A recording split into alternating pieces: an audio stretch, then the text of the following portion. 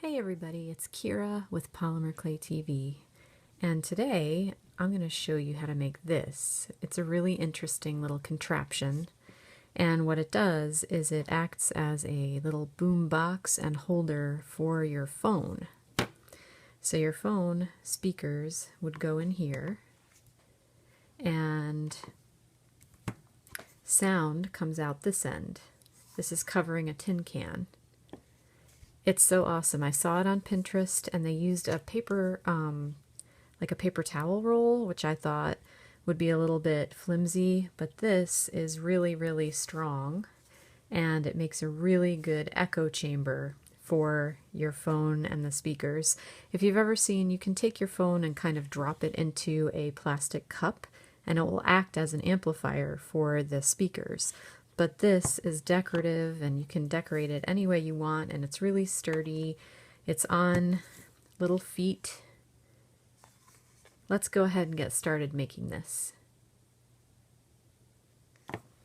So to start with this, we're going to need a can, and the can has to be big enough that you think it will support your phone in the upright position when you stand it up. And what we're going to do is cut off one end and leave the other end intact. Not going to cut it off. So I'm going to use my Tim Holtz tonic shears. These are my favorite for this kind of thing because they're strong and they tend to cut through thin metal like this pretty easily. My phone, I think I need about, I'm going to say I need as much space as just past this line right here. So again, no measurements, just do what feels right for your device. And this is a thinner, taller can. This is for those buy drinks. You can get them at Target. I actually got a big thing of them at Costco. They're really good, by the way. So I'm just going to go ahead and pierce this can beyond where I want to cut it. And I'm going to tell you to be very careful. This is sharp-edged aluminum here. Don't cut yourself. Just use your sharp scissors or shears.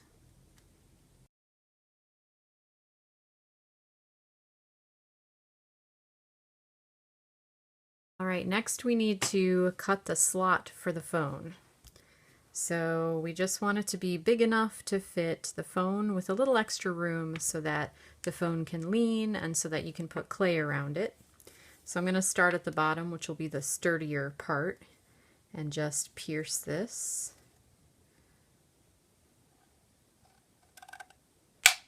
There we go.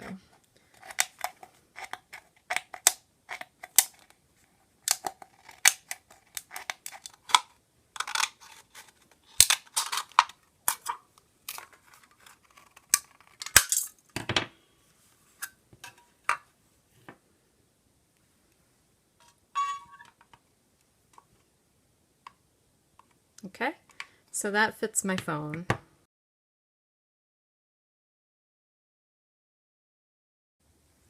All right, I've got my piece that's just about 7.5 inches long and 3.5 inches wide.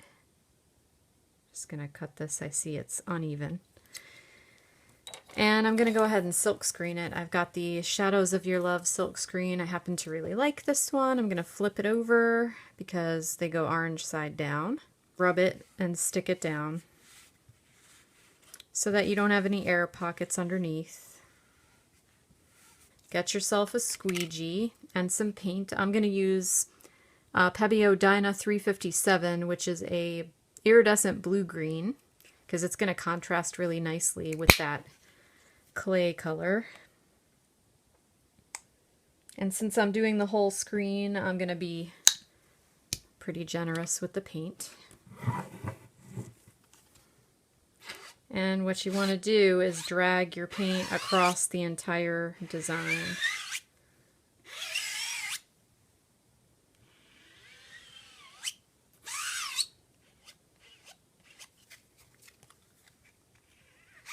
You want to go both directions because that just helps to get the paint down into all of the holes.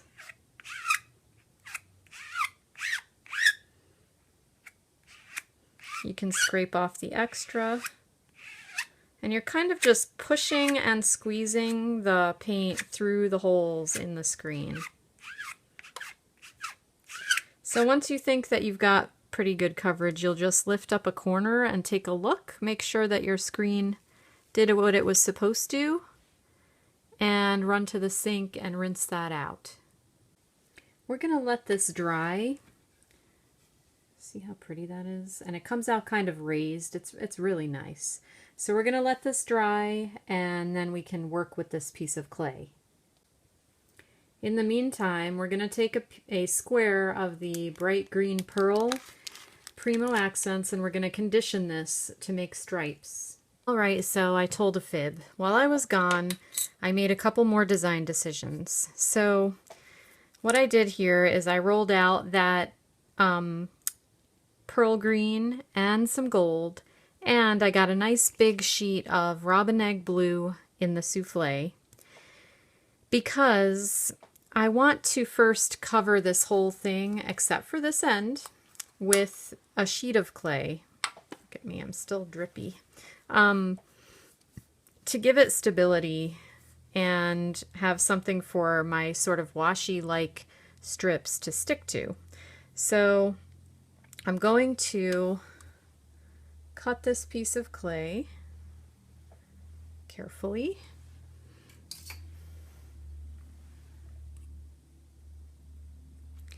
More or less straight.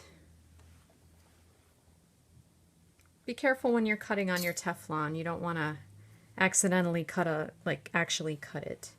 And then I'm going to just square up my ends, and then I'll be stretching them anyway with my hands to just fit this piece of clay around my can, like this. So we'll start at one opening.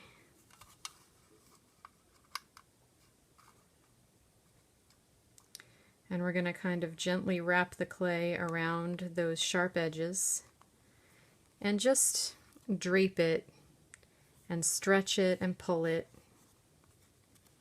You want it to be thin around the entire can so that you're covering those sharp parts gently. Don't cut yourself. Just take it easy.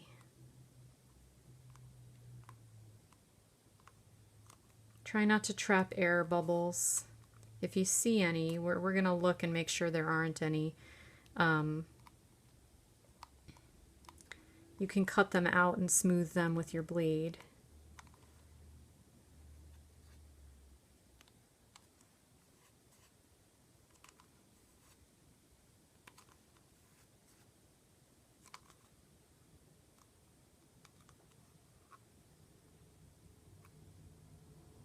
And I'm going to be adding more to this edge as well. This is just a base layer so that I have something to stick all my other clay to. And just press that around whatever details your can has.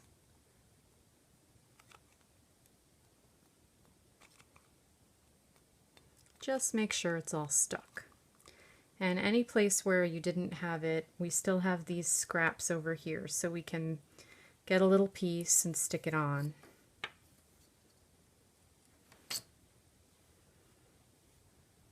Like right here.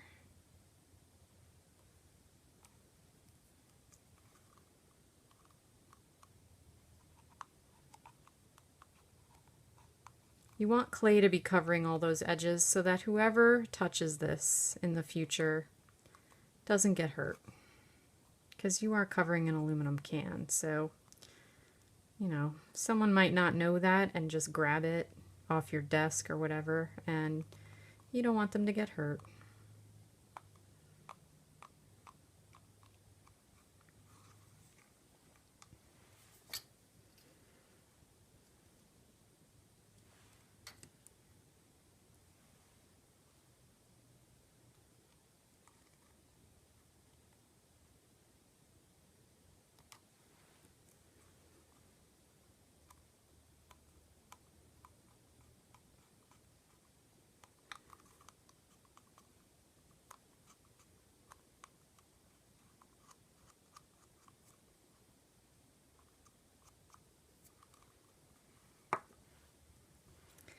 So around the top and in various other places, I mean, this, now that we're going to be starting to decorate, it's completely up to you. I know around the outside here, I am going to take a piece of my original color here, this turnip, mixed with the pink, and I'm going to actually make a rope and stick it right on there. That'll give it some integrity and it'll make it a little thicker. So I'm just going to roll out a rope. The next thing that I wanted to do was do some texture here. So I'm going to use this piece. And because the original that I got inspired from is something I saw on Pinterest and they used washi tape, I'm going to make my version of polymer clay washi tape strips. And how I'm going to do that is by using these small stamps, which are texture stacks. And I'm going to kind of march them up this strip of gold clay. And I also have some ink that I'm going to try. So I actually think I'm going to do 2 pieces because the texture stacks are 1 inch wide, so they give me a little bit of room to play. But they're also quite narrow, so we'll just do 2 pieces of clay, one that's just textured and one that has the ink on it. So I'm going to use this one. And this is a Brilliance Dewdrop in Rocket Red Gold, which is one of my favorite colors. Anyone who knows me knows that these colors I'm working with right now are my 4 favorite colors: the green, orange, turquoise, and pink. So I'm going to actually ink in the depths of this texture using this pigment ink right now.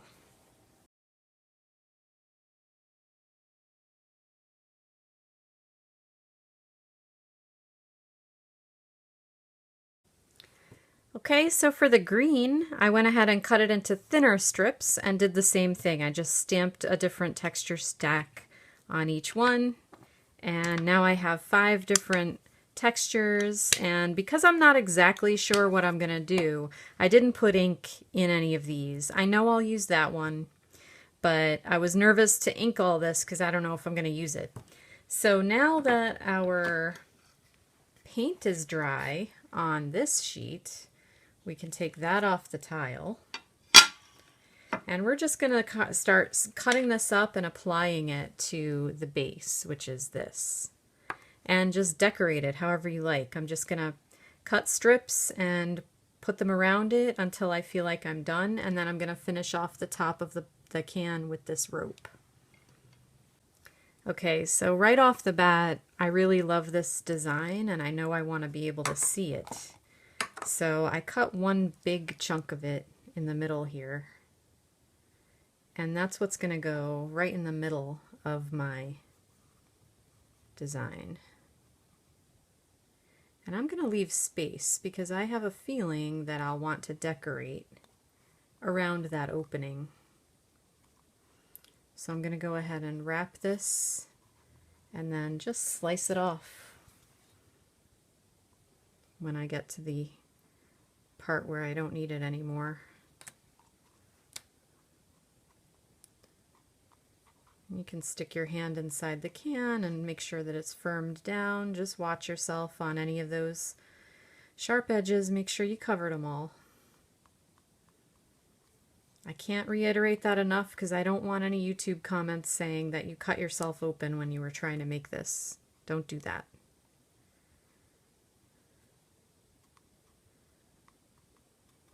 If you're doing this with kids, you might even want to do it the way I saw it on Pinterest, which was on a toilet paper tube or like a paper towel tube or something like that. Okay, so now I've got this nice big section of that design, and I'm going to go ahead and grab one of these green ones. Peel this up. And I don't think I'm going to be symmetrical. I think I'm going to just do whatever I want. So I'm going to put this one over here. Have to decide what's the front too. I know this is going to be my front. And the reason for that is because of the direction that I know I'm going to stick this on my desk in order to point the music towards me. So that is a consideration. If you know how you're going to use it, you can decide which side is the front and which side is the back. Up here, and I'm going to make it end on the bottom so I don't see the seam, but I do want to put this on here. I want to make sure that no one comes in contact with that sharp edge for any reason. So I'm just going to press this rope of clay on here.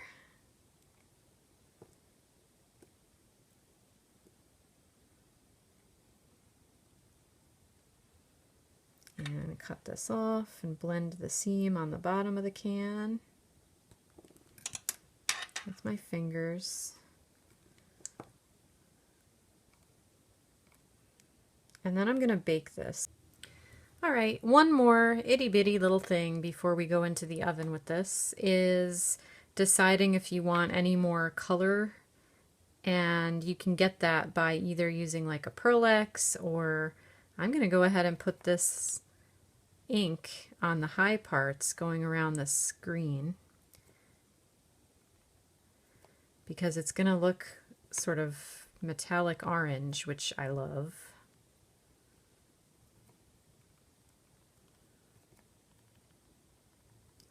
So you get to decide, you know, how done you are when you're done, what you want to do, how much green you want to show. Maybe I just gently put a little more of this going around here. And since this is the heat set kind of ink, it's going to all set for me now when I go to the oven, which is fantastic. Makes it easy. And then you don't have to seal it or do anything special to it because it bonds right to the clay.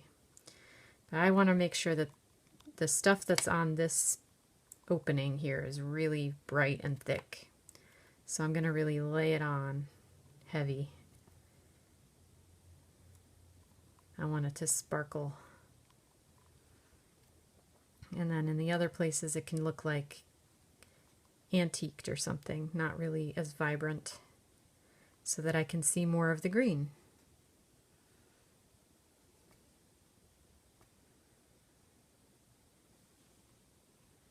Alright, my oven's preheating, so I'll be back. While that's baking, we're going to make some little feet because we want to get this up off the ground. So I'm just going to make 4 feet by rolling some balls of clay. And basically, I'll put green on the bottom and a little disc of gold.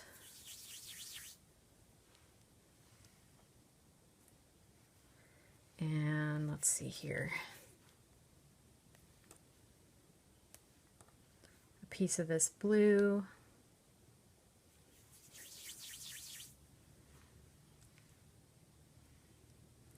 And then when it comes out of the oven, we will just set it on here in such a way that it's stable and bake it one more time to make sure everything is all baked. Okay, so obviously this is not my intent. It happens to the best of us. My oven, which I used a different oven because this is a larger project that doesn't fit in my small oven. And my oven must have been off a couple degrees, and my project has not turned out well, so we're going to start again. But I'm just going to show you how I end up. Here is the new one. I put the feet on, and it stands, and it's actually very, very sturdy. It's nice. So as a finishing touch, I'm just going to put a little paint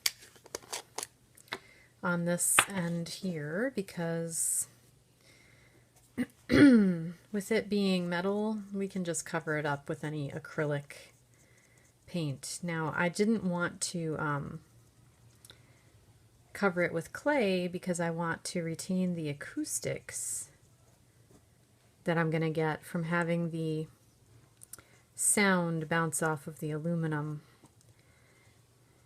That's really the reason why I didn't put clay on this side of it.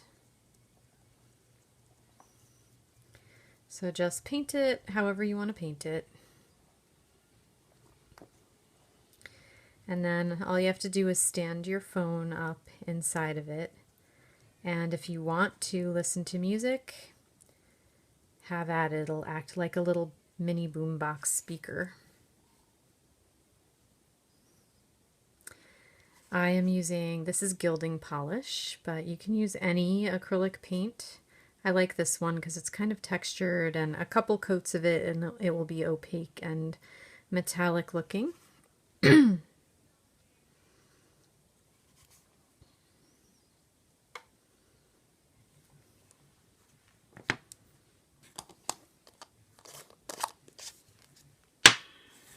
So I hope you enjoyed this episode of Polymer Clay TV, and that you will make something fun and show it off in the Polymer Clay Tribe, which you can find on Facebook or at polymerclaytribe.com. And we'll see you next week on Polymer Clay TV.